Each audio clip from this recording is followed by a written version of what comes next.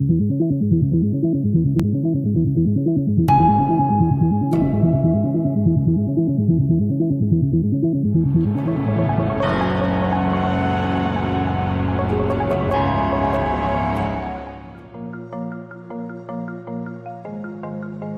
think nobody should be appointed to decision-making positions if they're not thinking about the future generations.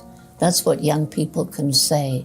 If you don't care about climate change, if you don't believe in doing something about it, if you maintain it's just a cycle that we can't have anything to do with, then that person doesn't deserve to be in office. It's like so many of the problems that we face. We really need to think holistically. And of course, we should be worried about the suffering of people. But at the same time, the climate crisis and the loss of biodiversity, because they go absolutely together, we mustn't forget about that. And we have to realize that war is actually having an unbelievable impact on the environment. And it's emitting vast amounts of fossil fuel, CO2, into the atmosphere to add to the greenhouse gases. Because we're human and we have, humanity needs to address human suffering. But we mustn't forget that if we don't at the same time address the climate crisis, that's going to lead to more and more and more suffering. Like already there are climate refugees, places where there's no water to grow the food, where it's too hot, where people are dying, people are flooded, lands are disappearing under the ocean already as the ice is melting.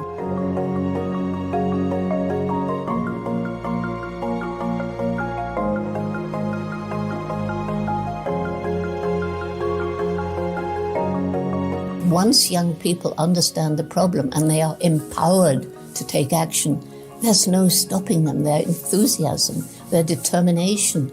They start something, it doesn't work, they don't give up, they try again. And this is probably my greatest reason for hope. This intellect of ours makes us more different from other animals than anything else, and we are beginning to come up with solutions, and we're beginning to think about our own environmental footprint. And then there's the resilience of nature. Places we totally destroyed, nature given time will come back. Animals on the brink of extinction can be given another chance. And then finally, there's what I call the indomitable human spirit. People tackle what seems to be impossible and they don't give up. And so often they succeed and they inspire others around them.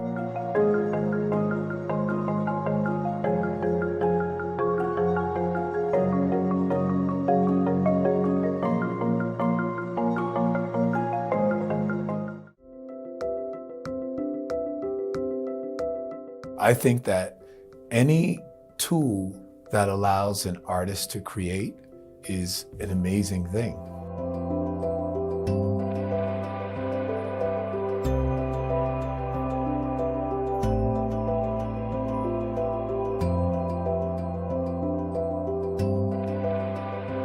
A group that I was working with, we just had a huge hit. They did it in 10 different languages. To me, that's a tool that helps the artist communicate more.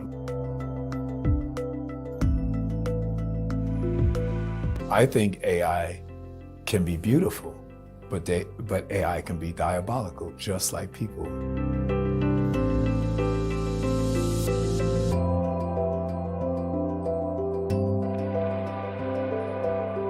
One day I was taking a lesson, and my jazz tutor, he's never had a hit record in his life, but he saw that I was really upset this particular day.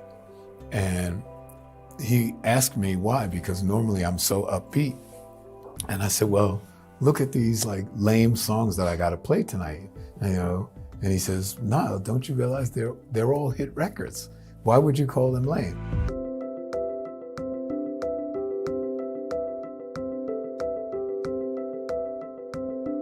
And I said, how can you call honey, do, do, do, do, do, do, oh, sugar, sugar. How could you call that a great composition? Here's the greatest lesson in my life. He says, because it speaks to the souls of 1 million strangers. And I went, oh my God, he just described an artist. I'm not an artist yet. I need to learn how to speak to the souls of people I will never, ever meet.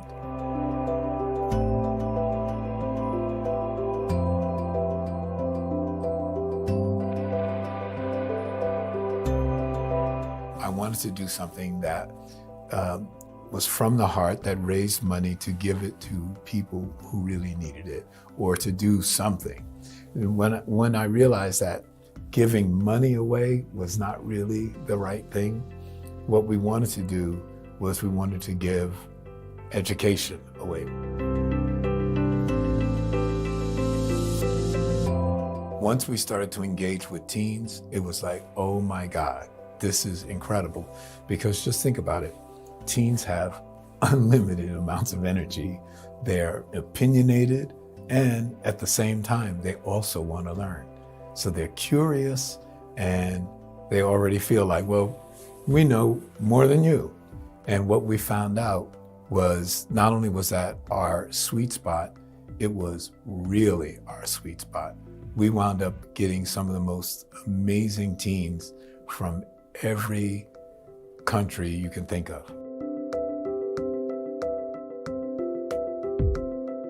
The reason why I always use my life as an example, because it would, on paper, it would seem like it was impossible for me to wind up where I wound up. It just didn't make any sense. But when you backtrack it and you sort of forensically figure out, wow, this guy is the only guy who's ever won the Lifetime Achievement Award. Oh, and a Grammy for a brand new record at the same time. Like, wow, I guess he sort of knows what he's doing a little bit.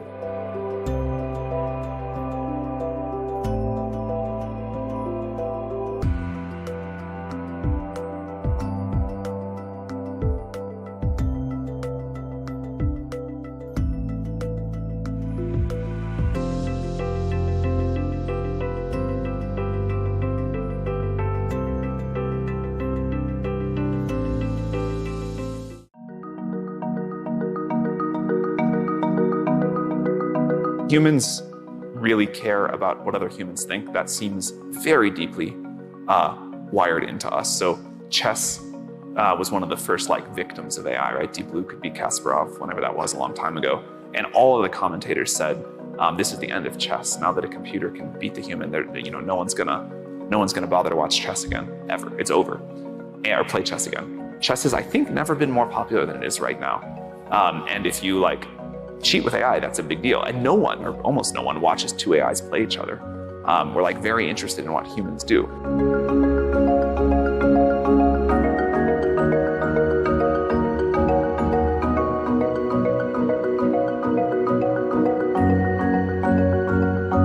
When I read a book that I love, the first thing I do when I finish is I want to know everything about the author's life. And I want to feel some connection to that person that made this thing that resonated with me. Same thing for many other products, that humans know what other humans want very well. Humans are also very interested in other people. I think humans we're gonna have better tools. We've had better tools before, but we're still very focused on each other. And I admit, it does feel different this time. General purpose cognition feels so close to what we all treasure about humanity that it does feel different. So of course, there'll be kind of the human roles where you want another human, but even without that, I think, when I think about my job, I'm certainly not a great AI researcher. My role is to figure out what we're gonna do, think about that, and then work with other people to coordinate and make it happen. And I think everyone's job will look a little bit more like that. We will all operate at a little bit higher of a level of abstraction. We will all have access to a lot more capability, and we'll still make decisions. They may trend more towards curation over time, but we'll make decisions about what should happen in the world.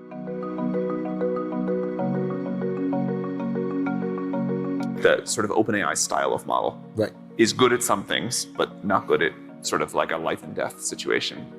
But I think people understand tools and limitations of tools more than we often give them credit for. And people have found ways to make ChatGPT super useful to them and understand what not to use it for the most part. So I think it's a very good sign that even at these systems' current extremely limited capability levels, much worse than what we'll have this year, to say nothing of what we'll have next year, lots of people have found ways to get value out of them and also to understand their limitations. I think humans are pretty forgiving of other humans making mistakes, but not really at all forgiving of computers making mistakes. And so people who say things like, well, self-driving cars are already safer than human-driven cars, it probably has to be safer by a factor of, I would guess, like between 10 and 100 before people will accept it, maybe even more.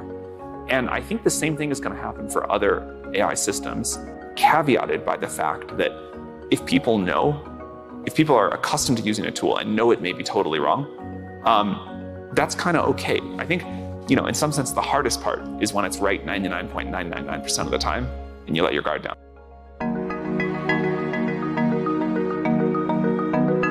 I actually can't look in your brain and look at the 100 trillion synapses and try to understand what's happening in each one and say, okay, I really understand why he's thinking what he's thinking. You're not a black box to me. But what I can ask you to do is explain to me your reasoning. I can say, you think this thing, why?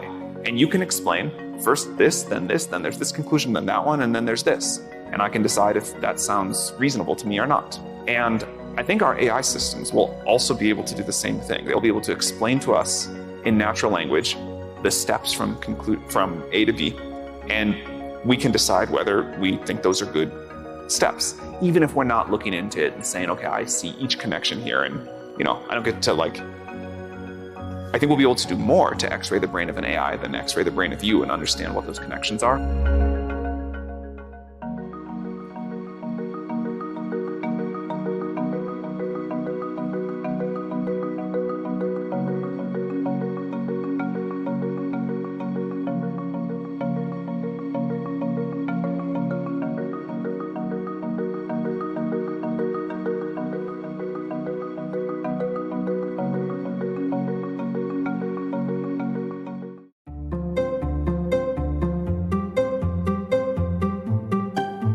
We have to take the unintended consequences of any new technology along with all the benefits and think about them simultaneously, as opposed to waiting for the unintended consequences to show up and then address them. And so I think that's the fundamental change in the last 10 years, because I feel like our license to operate as an industry depends on that, because I don't think the world will put up anymore with any of us coming up with something that has not thought through safety, trust, equity.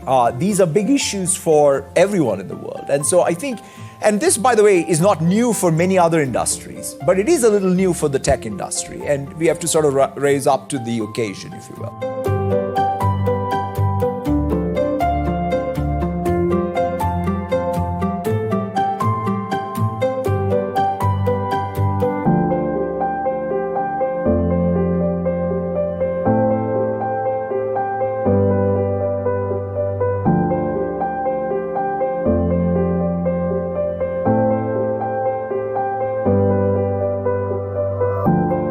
Of course, it's not just being left to the industry. The governments all over, whether it's in the United States, we have an executive order in the US, we had a safety summit in the UK, the European Union cares deeply about it, China cares about it. So everybody is converging. That's also good to see the world sort of coming and saying, we need new technology, we need some guardrails, and we need norms of how we deploy this technology.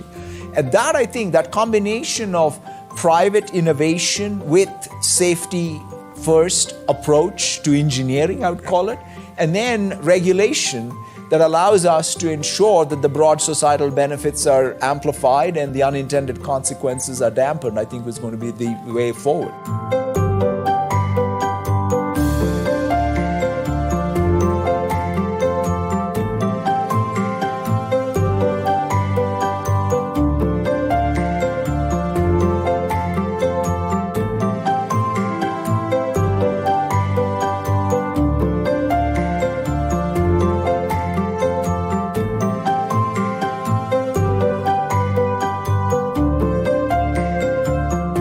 the biggest lesson of history is that not to be so much in awe of some technology that we sort of feel that we cannot control it, we cannot use it for the betterment of our people. So in that context, we need our politicians to lean in. Again, this is the one time, if I look at the 70-year arc of human history, computing history, this is the easiest technology, right? In other words, the breakthrough here is, in fact, the 70 years we've been striving to find the most natural user interface so that computers understand us, not us understanding computers. So I don't think it's about politicians. It's more about the technology needs to be simple enough, straightforward enough. It may be very high tech inside, but it should be governable. And the principles of governance should be clear. And I'm very optimistic that that'll happen.